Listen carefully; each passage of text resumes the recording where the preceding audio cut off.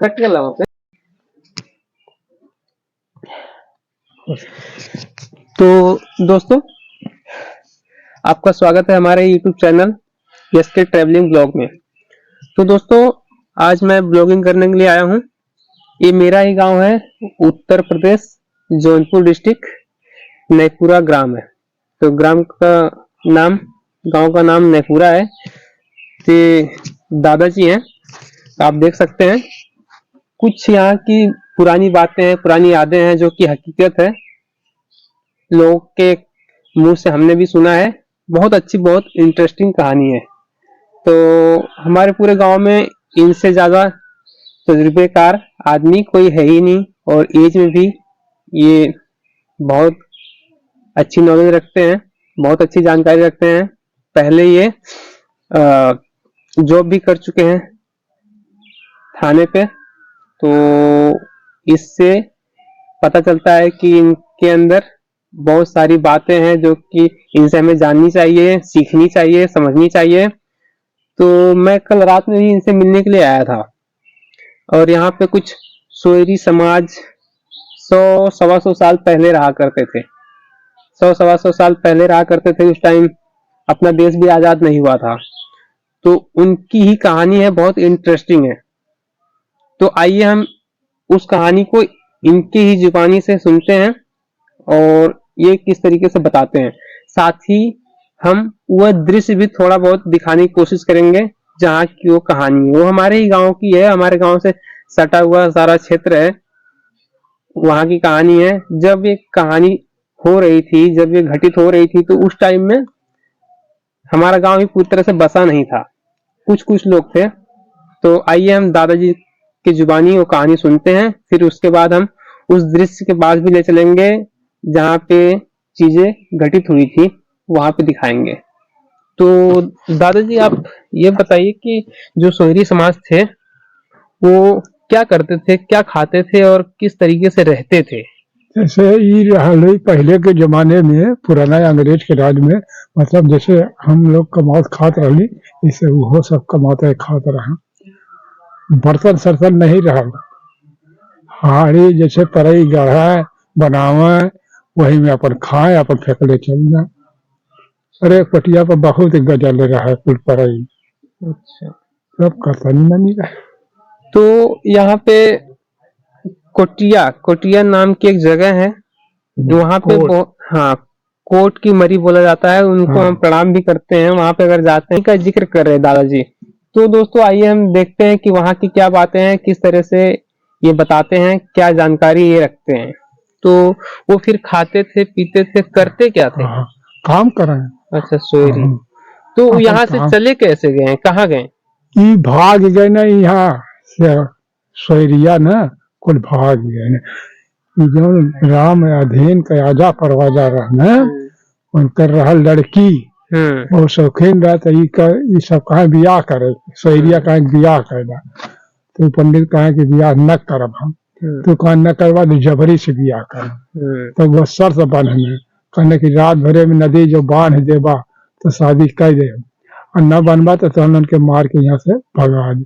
जब दिन रह गया, 1 घंटा 1.5 घंटा रात रह गए, तो यह 2 कियारी रह गल हल बांधे के नदी ना। तो नदी जब तब जसुसिया लगल रहा, तो कोई यही पीपर रहा, दादा बताए पीपर रहा। तो एक बाद कहा बिया कर ली है ना। तब भैया बत्ती बनना, 7 दिया बनना, 7 से बार के फरिया पे चलनी लगा के दिखाना। कहना रे सारे भागाई तो दिन निकल आए, तब वो कुछ छोट छोट भाग गए। तो दोस्तों, चल में जाए के बस नहीं, ऐसा ऐसा अपन को छिटी। तो दोस्तों, दादाजी का कहना है कि जब ये बातें हो रही थी, जब ये घटना घटित हो रही थी, तो सोयरी समाज था बहुत मेहनती था, बहुत मेहनती था।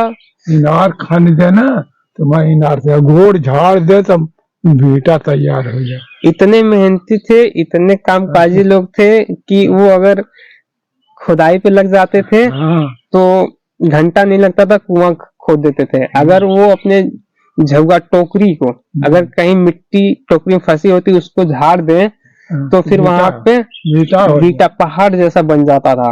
और अगर पैर में मिट्टी लगी है, इतने ज्यादा तादाद में थे कि अगर उसको पैर को झाड़ देते थे तो कितने दूर तक वहां पे बीटा यानी कि टाड़ी भी बोल सकते हैं, बीटा भी बोल सकते हैं, पहाड़ जैसा वहां पे बन जाता था।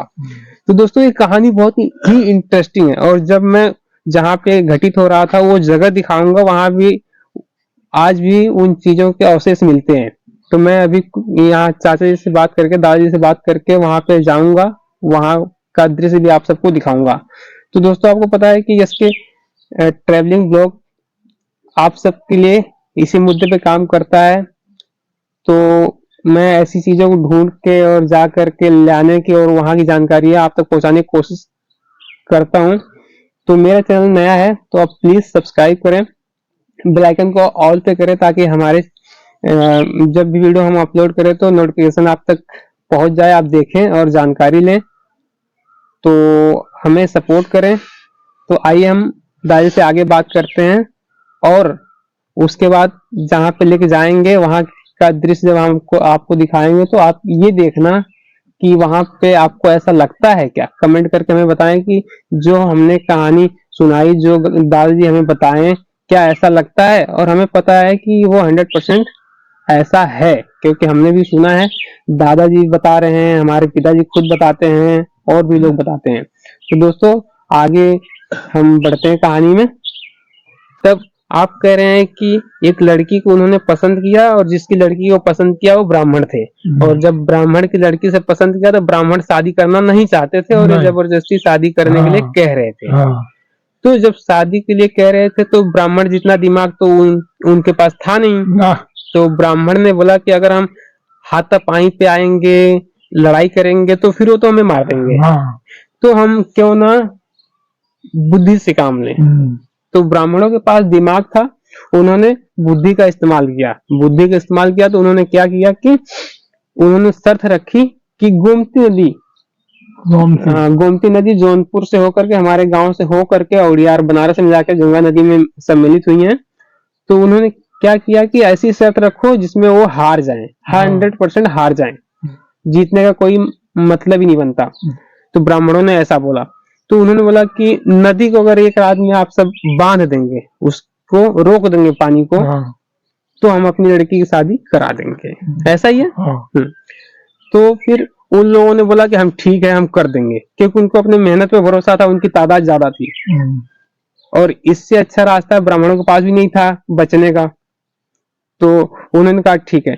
तो उन्होंने रात का, जब जैसे आज के टाइम में 2 बजता है, 1 बजता 2 बजता है, इतने टाइम में नदी का 3 हिस्से से ज्यादा बांध करके पानी को रोक दिया।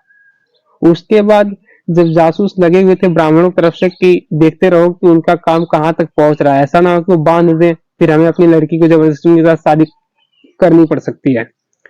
तो उन्होंने क्या किया कि फिर वहां पे एक बरगद का या पीपल का पेड़ था, क्या पीपल का पेड़ था नदी के किनारे, वो मंदिर के सामने रहा।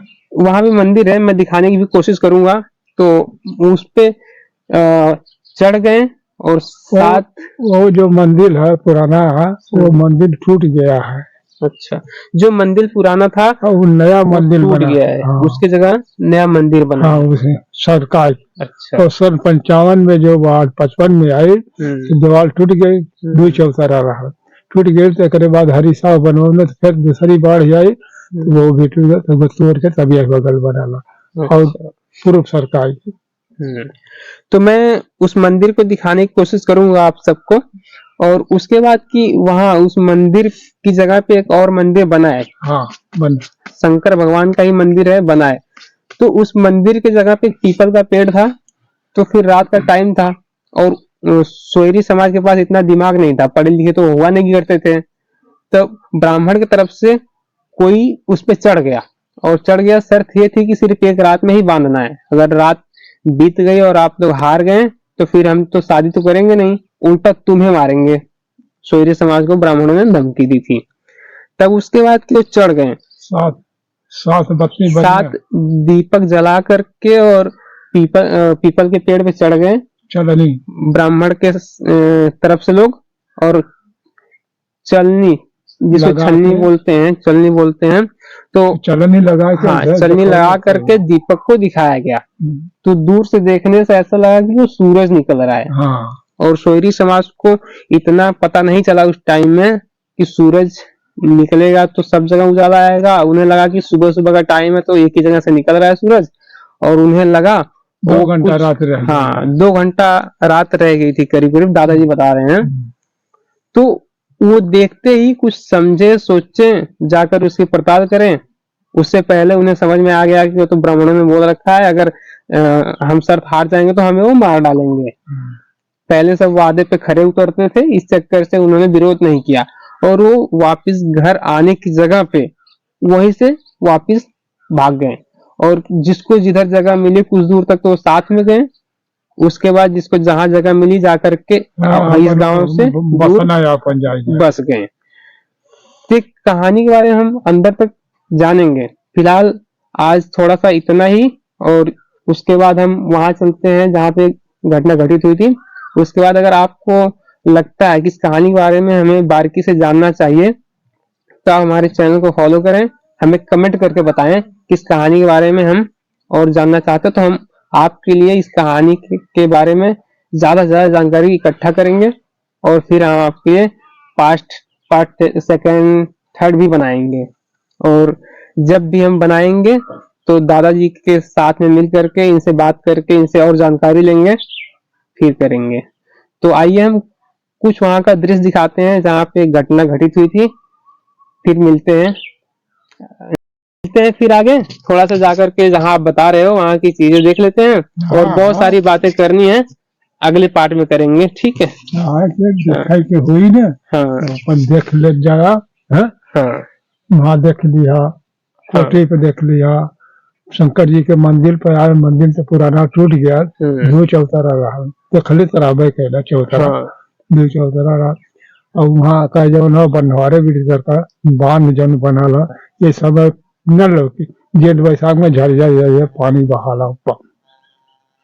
हाँ, तो दोस्तों मैं अभी तो नहीं, लेकिन नेक्स्ट पार्ट में जब भी बनाऊंगा आप लोगों की डिमांड पे, तो जहाँ पे दादाजी बता रहे हैं कि नदी को बांध दिए थे, कह रहे हैं कि थोड़ा सा गर्मी का जब टाइम आता है तो वहाँ नदी आज भी बहुत कम पानी रहता है, क्योंकि उन्होंने बांध दिया है, इतना चौड़ा बांध बांधे थे मिट्टी का कि जो कि अभी भी वहां पे पानी झरने जैसा गिरता है गर्मी के टाइम में। गर्मी हाँ, बरसात में तो नदियां फुल हो जाती है तो पता नहीं चलता है। यही साइड में हाँ, तो अभी सर्दी का टाइम है, पानी अभी भी बहुत है, तो मैं नेक्स्ट पार्ट में बनाऊंगा, तो आपकी डिमांड पे निर्भर करता है।